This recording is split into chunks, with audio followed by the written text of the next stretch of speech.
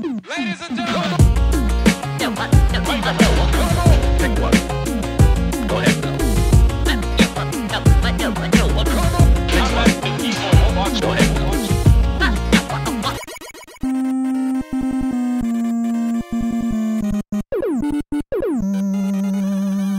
My biggest complaints about it wound up being a little bit, almost too much control right off the bat.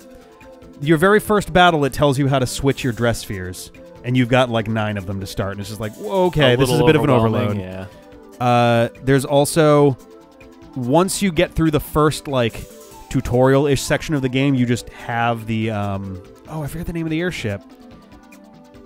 Damn it, whatever the airship was called. The Albed airship. Right? Yeah, whatever. The laziest fake language ever. Yeah, it's just a fucking Roman alphabet cipher. Like, Yeah. come on. Yeah. But the Also, the way you unlock it makes no fucking sense because you unlock it letter by letter, and then you speak it with like broken and quote unquote albed. It's so like so words weird. are broken up, like so you know some letters of a word but not others. Fuck you, Final Fantasy X. I hate you.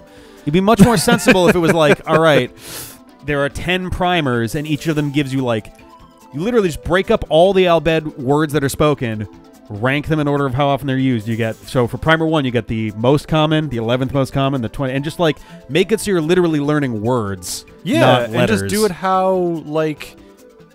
Or like grade A, and like you get like the and boat and like girl, boy, Right. water, you know, kind of basic words and vocabulary Exactly. and conjunction, or maybe not conjunction, maybe that's number 2 or 3 or something. Still though, but like yeah, you get those basic words so you can say sentences like I am boy. Yeah. Like get like real basic stuff. I mean, I or, guess- my name Ben. And part of it too might just be they don't have enough space on the disc to really put that intense of like a set of stuff in there, but still like I guess.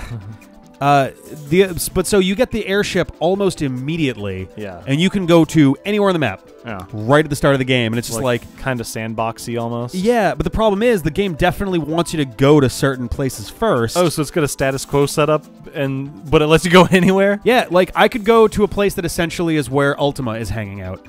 Right away. That's bizarre. And not How have do you any know where idea to go? That's what it is. Well, because Did they give you a little bit of story cues I as to? thought that there was I can't remember if there was like an icon on there that suggested that there was new things happening in places or what, but I remember wandering over to like Besaid or Bevel or something for like an hour, just wandering around and then going back to the ship and being like there was nothing to do there, and then I go and do something else, and then I go back to the place again. Oh, hey, suddenly there's shit to do. And it's like, how was I ever going to fucking... So this reminds me of an interesting concept for Dungeons & Dragons world building. Yeah. So a lot of like pre-written adventures will just give you basically a linear path to follow. Okay. Which is fine for most people. Like they don't want to, you know, get too involved with it. You know, they don't want, a lot of people don't play it to be like super serious about it, which is perfectly fine. I'm not ragging on that at all. I'm always a fan of like kind of goofy, weird, experimental shit in D&D. The majority of D&D players are like that. Absolutely. Like, and like you're hanging out with friends, you're playing a little story, you're joking around. It's not exactly. nothing. But like, oh, I have a firebrand. I'm just gonna burn down this guy's house. Yeah. Fuck it. But like it's really hard, and it's been a long time since I was in like a really serious campaign with a full fleshed out world. Yeah. But I've read like a couple of, like different theories on how to build a world with if you're doing like a building your own and not like pulling from pre-written stuff. And one of them I forget one of the methods is called status quo, where it's just like this part of the world has demons in it. And you can go there at level 1 if you want to. Like, there are methods. There are demons. You can buy a cart and travel through that. But if you do, a level 19 demon can just pop out and murder you. That's just how this place is. Yeah, and like, the world is not going to adapt to you, the party. Right. And the other method is, like, you flesh out the like themes of each area. So like this is a jungle, this is like a wasteland, yada yada yada. You have like a set of monsters that you can pull from, right, like, and as they level up. Right, and depending, so if you go to the wastelands at level 2, then you're just kind of fighting like shrub monsters and like whatever. But if you get there at higher level, then you're fighting earth elementals that crash out of the ground and stuff like that. Ooh, so boy, he's in trouble. But I always thought that was interesting. Yeah, I like that stuff, and it's so like close, it would be.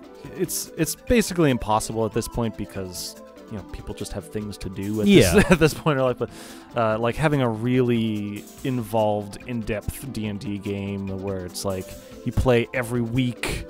Where you can get that for like a good solid amount of time and like really make progress and like build this world that like by the time you're done, it's almost like we could fucking write a book about these adventures that these characters have done. Oh man, like that kind of stuff is really cool to me. Yeah, I always love.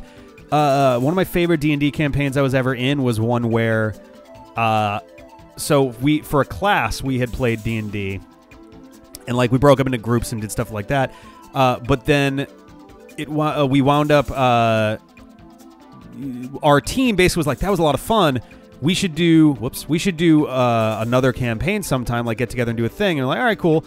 And the guy who was our DM for that DM'd for this new one, and it was like, all right, I'm gonna do it like a sequel. It's gonna be like, same kind of area. Like we were a totally different group of people, but we're playing in like the same area, seeing some of the same things nearby, and we're like, all right, this is pretty neat. Yeah. And then at one point we start encountering our previous party members. Oh yeah. One of whom is in jail. One of whom has gone like mad. There's like all this weird stuff. The pet of the guy in jail was eviscerated on the front lawn. Like, what the fuck? It was a pet goat, and that pet goat was one of our like favorite members of the old team. Oh no! But the whole idea is that this new demon is supposed to be like really fucking scary. So we're like, oh, we'll come back and rescue the goat boy or whatever, and we go there and it's like it's organs and a giant shit. Horrible sigil, and we're like, oh no.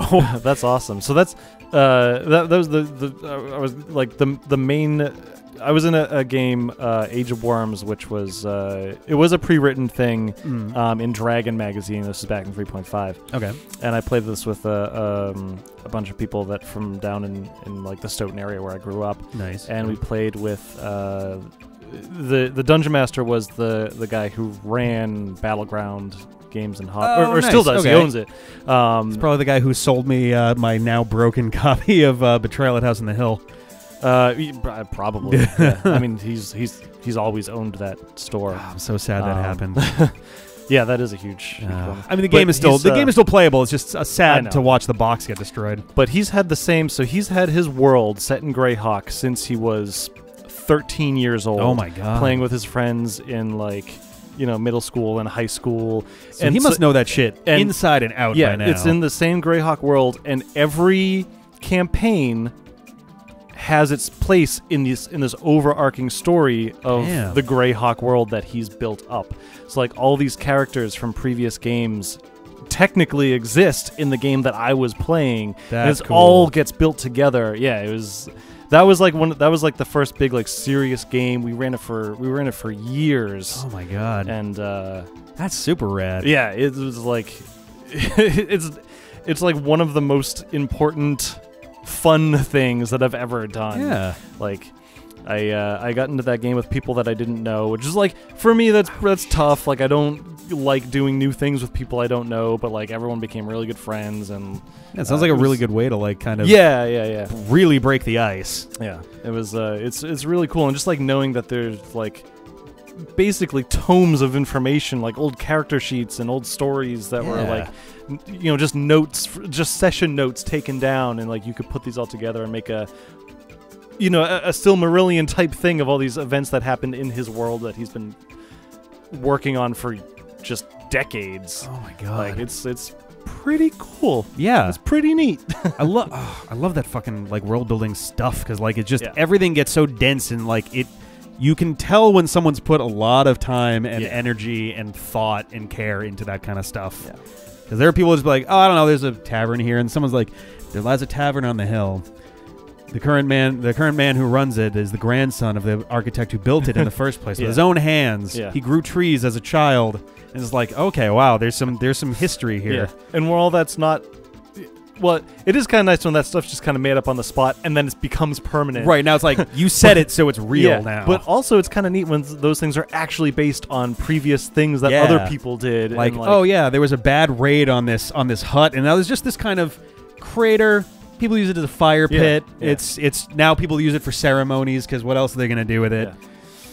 Yeah. I love that stuff. I love when you can feel the passage of time in a story, and you can feel like how things have progressed, and like That's where you really get the like creativity and Yeah. like creative people like us. I think thrive on that kind of stuff. Oh man, Just, like, I really want to mess with the D&D like whatever that box was. We found an old box that I think was John's originally. I think so because it wasn't mine. I've never definitely bought, not mine. like, a starter set. I don't think. And it's like a D&D, starter set. I think that's the 5th edition. Oh my god! It looks like from what I saw. Well, it's 2010, and I don't think it's definitely too old to be 5th edition. But I don't know. I don't know. Because I remember seeing the front of it, and it looks like the art that they used for 5th edition. oh, maybe. Unless maybe it was a 3.5. I'd have to look at it again. But it's not important. But they did do little starter adventures, and stuff like that.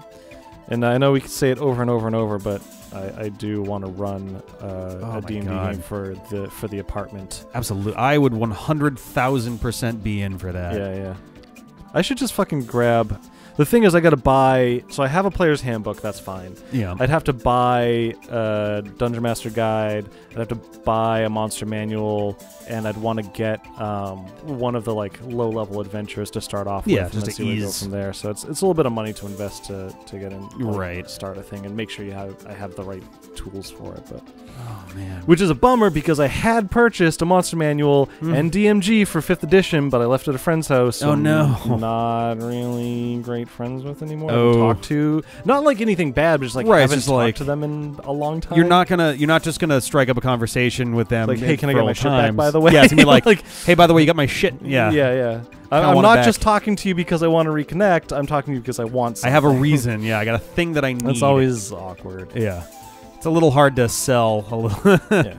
It's not even like it wouldn't even like it just like fell out of touch. It wasn't even bad or anything. It happens. I've definitely got a lot of friends from like high school and college that I just haven't really kept in touch with. Not for any particular reason. It just kind of happens. Right. But Right. it is kind of a bummer when it does. But like it's inevitable. Nobody keeps in touch with everybody. Right. I don't know, man. I definitely every time I get damn it, there was a D&D thing I was in at work that I was really excited.